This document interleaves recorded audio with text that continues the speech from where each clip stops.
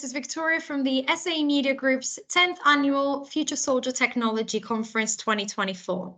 This year's conference will be taking place between the 11th and 13th of March in London, and today I'm delighted to be joined by our conference chair, Colonel Richard Hansen, former program manager for Soldier Warrior for the US Army's PEO Soldier.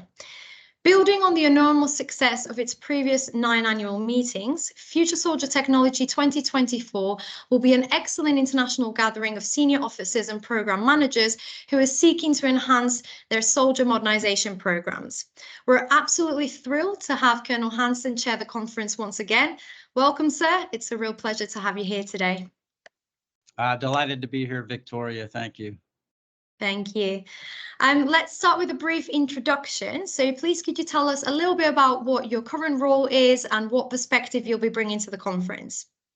Sure. Yeah. Well, my current role is I'm actually a coach and consultant, and enjoy engaging with key leaders in our defense acquisition workforce. To really help them think through their challenges and build great teams and really increase their leadership capacity. So sort of leveraging that prior time that I had as a, both very dated time as a warfighter and then in the program management business. But again, I'm delighted to be chairing the conference again this year. My role, my intent is to really leverage, I guess, some of my perspective and all of our participants' perspective, really leverage their warfighting experience and their program management experience. Success is to really try to integrate all of our speakers and all of our presentations and, of course, our display space, really integrate that so we can get a good discussion going, get some great questions and answers after our speaking engagements, and just get a robust discussion going among all the participants. Victoria, as you know, I have an additional role that I'm not that good at, and that's trying to keep the conference trains running on time. Much like my PM experience, I experience a lot of schedule slips and that. So it's important for me to listen to you and follow your orders, and that of the team that's backing you up, so that we can stay on time and on focus. That's who I am, and that's my role as a chairman. Thank you. Absolutely, brilliant. Thank you so much for that, Richard. So moving on, what would you say are the key soldier modernization priorities at the moment? Yeah, it's a great question. When I reflect on that, I think the soldier modernization priorities have been very stable through really the past 30 years that I've witnessed those, or that I've been a active contributor to. It's really all about the actions at the objective. That's a statement that soldiers can use, or a training aspect. What are my actions at the objective? And it's about all the ilities or the enablers that help shape or influence those actions at the objective. Many of us have heard the acronym shoot, move, and communicate, right? So, first and foremost around modernization is lethality. That is the soldier's mission, the soldier and Marine's mission. And yet there are so many variables that go into the results or the success of a soldier's actions at the objective. To be lethal, or to otherwise be successful as a soldier, a Marine, or a sailor, or an airman, you need to have survivability.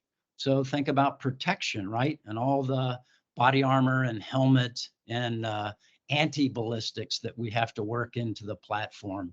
You have to have mobility, another ility. Think of the ensemble kit that the soldier has to wear. Not too bulky, got to be able to move. Again, shoot, move, and communicate. Finally, communications, and comms is king. You have to be able to talk. You have to have situational awareness. You have to have the ISTAR, the intelligence, the surveillance, target acquisition, and the reconnaissance to be able to accomplish actions at the objective and your mission. I'll say the one other thing I've noticed, Victoria, and you may have seen this as well, it's that aspect of autonomous systems, autonomous platforms, either in the air or on the ground. That's been sort of the latest thing, I think, that's emerged in the last decade, and we've really started to try to harness. And how can we enhance that and actually bring that to the fight and help soldiers and Marines in that way? So, lot said there. All of the abilities, and again, it really comes down to how are we helping the soldier and the Marine accomplish their actions at the objective. Yeah, absolutely.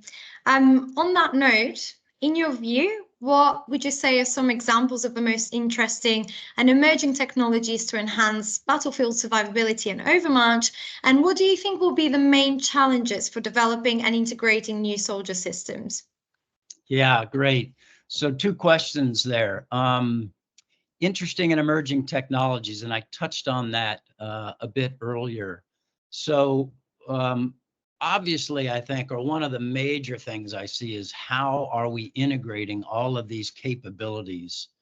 And I know the piece of equipment that sort of jumps to mind is the Integrated Visual Augmentation System, or IVAS. How can we pull all that situational awareness, that communications, that either day or night vision, thermal, all of that, and package that in a way that the soldier or Marine doesn't feel encumbered by it, and is, trusting in the technology and the fit, and all the things that IVAS or similar systems can bring. That, I think, is, that's the one that has been the one to watch here in the last couple of years. And as I mentioned earlier, just the autonomous systems. And, maybe we can shift from not just how do these systems augment the soldier and Marine, but how can we actually have these autonomous systems fight right alongside of us, or march right alongside of us, or provide humanitarian assistance right alongside of us, right? So those 2 things, I think, are really exciting. When I think of your second question, the main challenges, I don't know how we say this in French. I looked it up. I was going to try to say it, but we'll allow our French colleagues to say that. The more things change, the more they remain the same. That came from a French philosopher or a journalist back in the 1800s. And I suspect, or at least what I've seen over the last 30 years, it's all about size, weight, power, and cost, or what we call SWaP-C. That's the biggest challenge.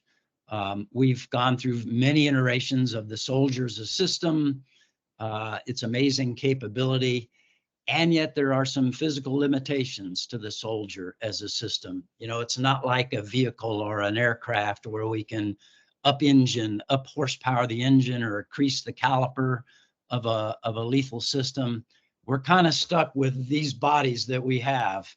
And that's what drives a lot of the size, weight, and power constraints. So keeping that equation balanced, size, weight, power, cost, that's the big challenge. And that's the good news for all of us attending the conference. There's no shortage of opportunities to innovate in one of those variables, and not only increase capability, but balance that SWaP-C. A bit of a long answer, but thank you for the opportunity to opine on that. Yeah, for sure. It's certainly an exciting field, and there's definitely a lot going on at the moment. Wow, that brings me to my last question, which is, which topics or briefings are you most looking forward to hearing an update on at the 10th anniversary of our Future Soldier Technology Conference? And why do you think it's important to keep the soldier modernization community connected through this event?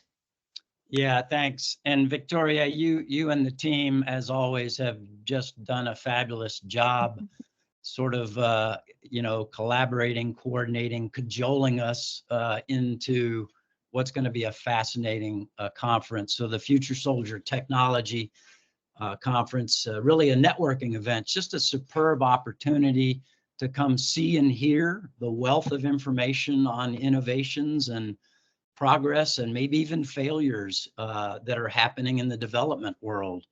It's also it's an opportunity to actually walk around the exhibit area and touch and pick up and operate some of the soldiers' kit, try it on, really get immersed in the technology, not just the briefing charts and the discussion, but see what it's all about.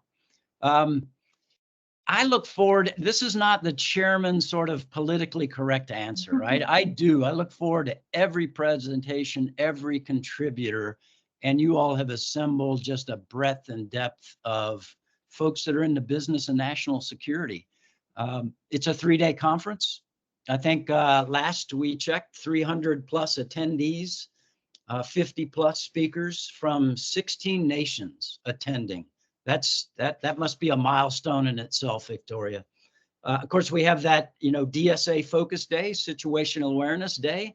And then the main conference will have, of course, keynote speakers, 4 streams that focus on power solutions, lethality, survivability, and again, some more of that autonomous systems and AI as an additive to this thing. So again, just a wonderful networking opportunity.